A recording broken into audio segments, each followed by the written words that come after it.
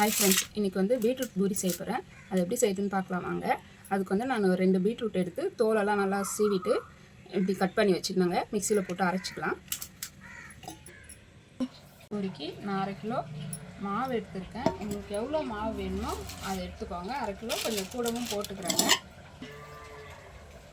3/4 படி வர அளவுக்கு நான் போட்டுக்கிறேங்க. மாவு ரவை கொஞ்சம் போட்டுக்கிறேங்க. ரவை எதுக்காக போடுறேன்னா மொறுமொறுன்னு இருக்கும், சீக்கிரம் வந்து நமக்கு பூரி அமுந்து போகாது.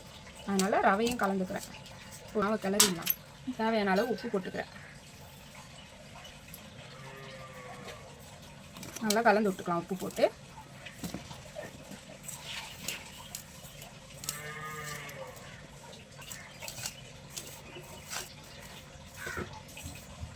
இப்போ வந்து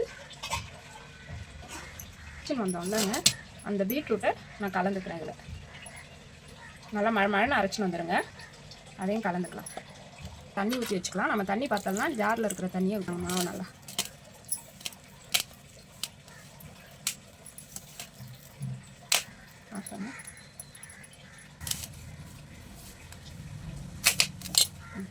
பீட்ரூட் தண்ணியை மிக்சியில் அலசி ஊற்றினாங்க.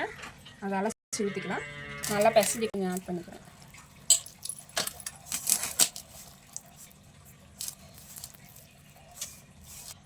நெய் ஊற்றிக்கிறாங்க. கையில் கொஞ்சம் பிசு பிசுன்னு ஒட்டாமல் இருக்கும், மாவும் கொஞ்சம் சாஃப்டாக வரும். அதுக்காக நெய் ஊற்றிக்கலாம்.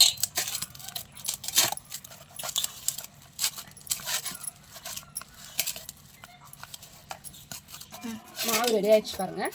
நல்லா பிசைஞ்சி மாவு எடுத்துக்கலாம். இப்படியே ஒரு 10 நிமிஷம் போட்டு ஊற வச்சுக்கலாங்க. இப்படியே அது ஊறட்டும். அதுக்கு பூரி கிழங்கு ரெடி பண்ணிக்கிறேங்க. நான் பற்றி இருக்கட்டாங்க. இது ரெடி ஆகிடுச்சுங்க. இப்போ என்ன பண்ணணும், பூரிக்கு வந்து உண்டை வந்து இப்படி எடுக்காதுங்க. இப்படி எடுத்திங்கன்னா உப்பி வராது. இந்த மாவையை வந்து இப்படி நம்ம உள்ளார தள்ளி இப்படி எடுத்தோன்னா பூரி வந்து உப்பி வரும். இப்படி எடுங்க பூரி மாவு. இதே மாதிரியே எடுங்க.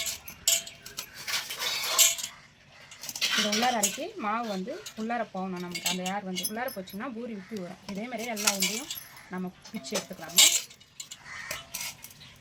உங்களுக்கு தேவையான அளவு உருண்டை பிடிச்சிக்கோங்க. ஆனால் இதை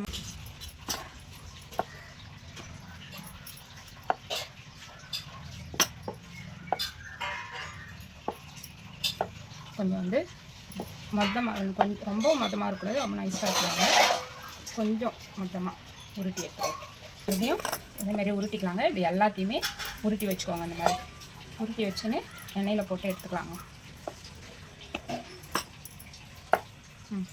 எண்ணெய் வந்து காஞ்சிடுச்சுங்க. நான் எண்ணெயை ஃபஸ்ட்டே ஊற்றி காய வச்சுட்டேன். இப்போ நம்ம பூரியை போட்டுக்கலாங்க. இந்த மாதிரி பூரியை போடுறப்ப எண்ணெயை இப்படி இது பண்ணி விடுங்க. அப்போ தான் உப்பி வரும் பூரி. இப்படி மேலே இது விடுங்க பூரி மேலே. இந்த மாதிரி மொண்டு ஊற்றுங்க. திருப்பி விட்டுருக்காங்க. திருப்பி விட்டு மறுபடியும் ஊற்றிக்கலாம்.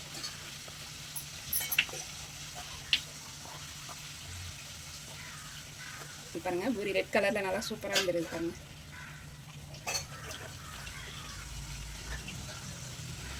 பார்க்கறதுக்கே அழகாக இருக்குதுங்க. சாப்பிடாத பசங்க கூட சாப்பிடுவாங்க இந்த கலர் பார்த்துட்டு. பூரி ரெடி ஆயிடுச்சு. மாவு நம்ம எல்லா மாவையும் அதே மாதிரி போட்டு எடுத்துக்கலாங்க.